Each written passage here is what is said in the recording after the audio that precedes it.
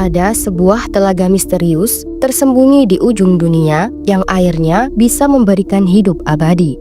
Banyak raja besar, bahkan para penjelajah agung yang berusaha menemukannya. Dalam kisah klasik Islam, air itu benar-benar ada, dan hanya satu manusia yang berhasil meminumnya, yakni Nabi Khidir. Benarkah Nabi Khidir masih hidup hingga hari kiamat setelah meminum air tersebut? Di mana letak telaga keabadian itu, dan bagaimana perjalanan luar biasa yang membawa Khidir menemukan telaga keabadian tersebut? Jangan kemana-mana, mari kita telusuri misteri besar ini.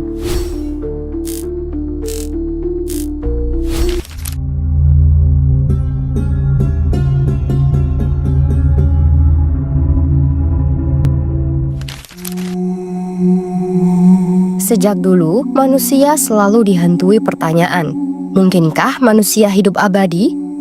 Dari raja-raja besar hingga para pertapa, dari ilmuwan kuno hingga pencari spiritual, semua pernah membayangkan adanya sebuah sumber kehidupan yang bisa memberikan umur panjang, bahkan keabadian. Dalam tradisi Islam, sumber itu dikenal dengan sebutan Ma'ul Hayah atau Ainul Hayat yang berarti air kehidupan. Sebuah air misterius yang menurut kisah mampu menghidupkan kembali yang mati, menyuburkan tanah kering, dan memberikan umur panjang bagi siapapun yang meminumnya. Sebagian ahli tafsir mengisyaratkan bahwa air kehidupan ini bukan sekadar dongeng. Mereka menukil riwayat-riwayat dari kitab tafsir klasik menyebut bahwa air tersebut pernah benar-benar dicari oleh tokoh-tokoh besar. Bahkan, konon Iskandar Zulkarnain, sang penguasa dunia, pernah melakukan ekspedisi panjang demi menemukan telaga itu. Namun, justru bukan ia yang mendapatkannya, melainkan seorang hamba Allah yang lebih rendah hati dan penuh hikmah, yakni Nabi Khidir.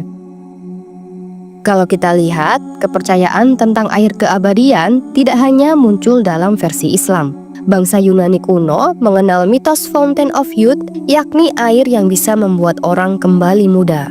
Dalam ajaran Hindu, ada cerita tentang Amrita, minuman para dewa yang menjadikan mereka abadi. Bahkan dalam legenda barat, banyak penjelajah berlayar ke samudra luas hanya demi mencari sumber kehidupan yang tersembunyi. Semua kisah ini memperlihatkan satu hal. Manusia sejak zaman purba selalu ingin mengalahkan takdir kematian. Tapi dalam kisah Nabi Khidir, pencarian air kehidupan ini bukan sekadar ambisi manusia biasa. Ia adalah bagian dari rencana besar Allah untuk menjadikan Nabi Khidir seorang hamba pilihan yang membawa ilmu dan hikmah luar biasa.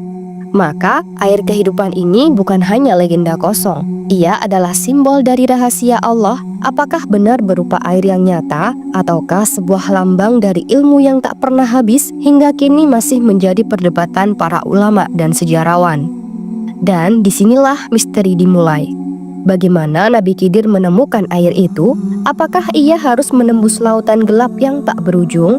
Ataukah air itu ditempatkan di ujung dunia yang hanya bisa ditemukan oleh mereka yang ditakdirkan? Semua jawaban itu akan membawa kita masuk ke dalam kisah perjalanan menakjubkan dari Nabi Khidir.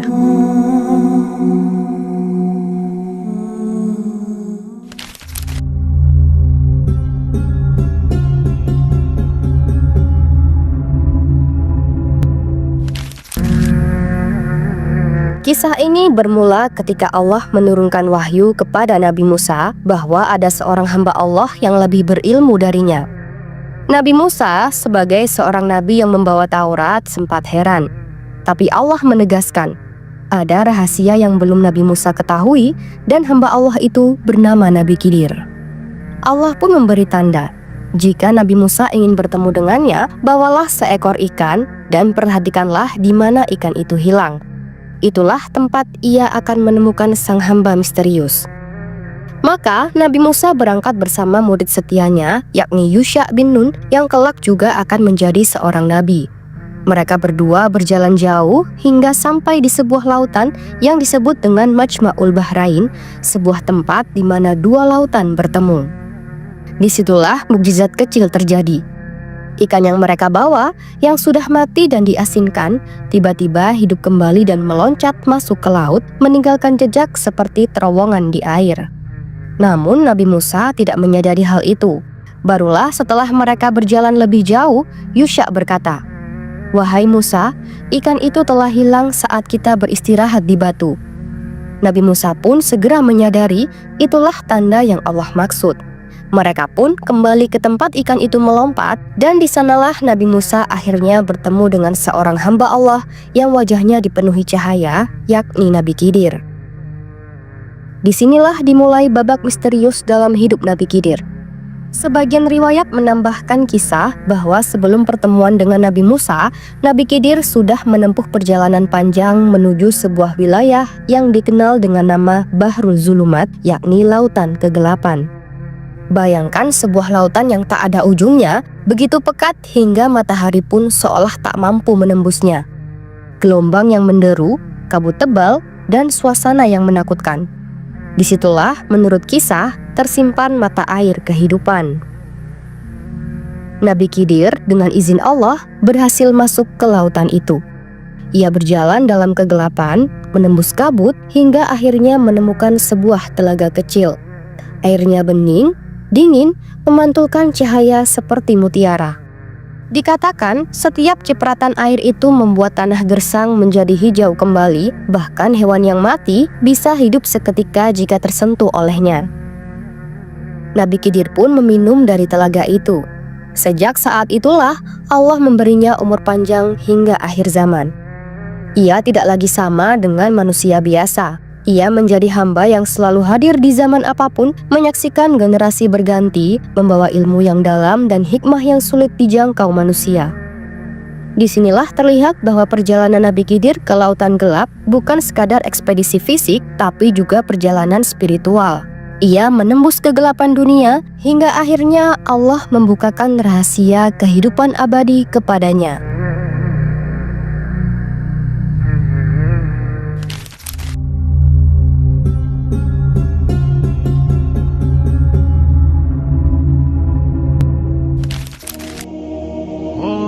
Selain kisah perjalanan Nabi Khidir dalam tradisi Islam, ada pula versi lain yang hidup dalam literatur Yahudi, Kristen, dan pengaruh cerita rakyat kuno yang masuk ke dunia Islam melalui Israiliyat. Kisah ini menambahkan nuansa yang lebih epik, seolah sebuah ekspedisi besar yang dipimpin oleh seorang raja dunia, yakni Iskandar Zulkarnain. Konon, Iskandar yang perkasa mendengar kabar tentang adanya sebuah air kehidupan. Sebagai seorang penguasa yang menguasai wilayah luas dari timur hingga barat, ia tak ingin hanya dikenal karena kekuatan militer. Ia ingin mengalahkan takdir terbesar, yakni kematian. Maka ia mengumpulkan pasukan, penasihat, dan para penjelajah terbaik. Di antara rombongan itu, ada seorang hamba Allah yang saleh dan misterius, yakni Khidir. Bersama-sama, mereka menembus gurun pasir, menyeberangi padang luas, hingga akhirnya sampai di sebuah tempat yang disebut sebagai Bahrul Zulumat atau Lautan Kegelapan. Perjalanan ini digambarkan penuh bahaya, kegelapan yang pekat, udara yang dingin, suara ombak yang menggelegar. Para tentara mulai ketakutan, sebagian menyerah, sebagian tersesat. Namun Khidir terus maju, seolah ada cahaya batin yang menuntunnya. Disinilah kisah mulai bercabang. Dalam beberapa riwayat Israiliyat, disebutkan bahwa Iskandar gagal menemukan air kehidupan. Ia mencari, tapi selalu melewati tempat yang salah. Sedangkan Khidir, yang berpisah dari rombongan, justru berhasil menemukannya. Dikisahkan, Khidir melihat sebuah mata air kecil yang tersembunyi di balik kabut. Airnya sangat jernih, memantulkan cahaya seperti kristal. Khidir pun meminum air itu, bahkan membasuh tubuhnya. Sejak saat itu, ia diberi kehidupan panjang oleh Allah. Sementara Iskandar, meski berkuasa atas dunia, tetap tak bisa melawan takdir kematian. Kisah ini memberi kontras yang dalam. Seorang raja besar dengan ambisi duniawi gagal mendapatkan apa yang ia cari, sementara seorang hamba yang rendah hati justru yang dipilih Allah untuk mendapatkan rahasia kehidupan abadi. Menariknya, dalam literatur Yahudi dan Kristen, ada tokoh-tokoh lain yang juga dikaitkan dengan air kehidupan atau sumber umur panjang. Di antaranya, mitos tentang mata air yang bisa membuat orang kembali muda atau sungai gaib yang mengalir di ujung bumi. Beberapa sejarawan meyakini kisah-kisah ini kemudian bercampur dengan narasi tentang Khidir dalam tradisi Islam. Para ulama tafsir berbeda pandangan tentang kisah ini. Ada yang menerima sebagian ceritanya sebagai penguat, ada juga yang menolaknya karena dianggap berasal dari Israiliyat yang tidak memiliki sanad kuat. Namun, tidak bisa dipungkiri bahwa kisah ini memberikan warna mistis yang memperkaya imajinasi umat.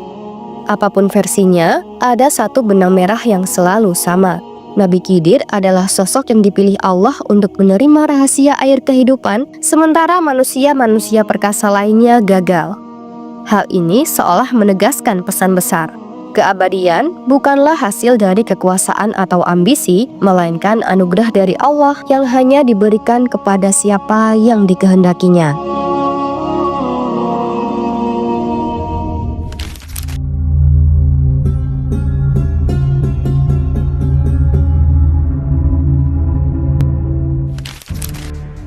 Hingga hari ini, pertanyaan besar yang terus menghantui para pencari misteri adalah, di manakah sebenarnya telaga keabadian yang diminum Nabi Khidir? Sebagian ulama dan sejarawan menyebut, lokasi itu bukanlah tempat biasa, melainkan wilayah yang sangat sulit dijangkau. Disebut dalam riwayat, Nabi Khidir menembus sebuah kawasan bernama Bahrul Zulumat, lautan kegelapan yang tak pernah dikunjungi manusia biasa. Teori pertama menyebut telaga itu ada di sekitar wilayah Laut Hitam antara Turki dan Kaukasus. Mengapa? Karena banyak ekspedisi kuno, termasuk kisah Zulkarnain, dikaitkan dengan perjalanan ke wilayah tersebut. Laut yang dalam, gelap, dan dikelilingi gunung memang sesuai dengan gambaran Bahrul Zulumat.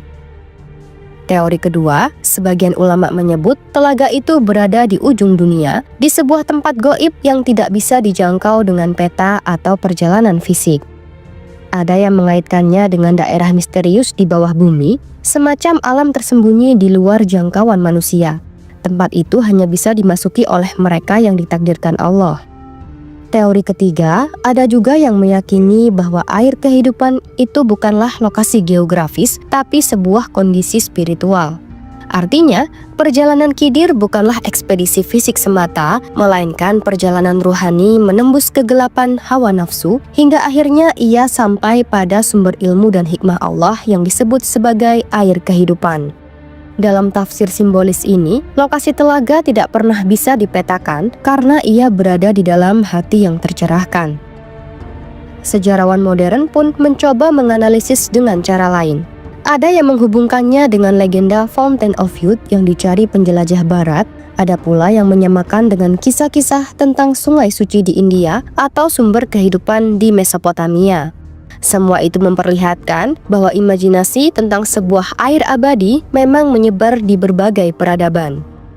Tapi, jika kita kembali ke inti ajaran Islam, satu hal yang pasti, air kehidupan tidak mungkin ditemukan dengan ambisi manusia semata. Zulkarnain yang berkuasa luas pun gagal. Hanya Nabi Khidir, seorang hamba Allah yang tawaduk dan penuh ketundukan, yang diberi kesempatan. Telaga ini pun tetap menjadi misteri yang abadi. Ada yang yakin ia berada di ujung barat bumi, ada yang percaya ia tersembunyi di alam gaib, dan ada pula yang meyakini bahwa telaga itu sejatinya bukan air, melainkan samudra ilmu yang tak pernah kering.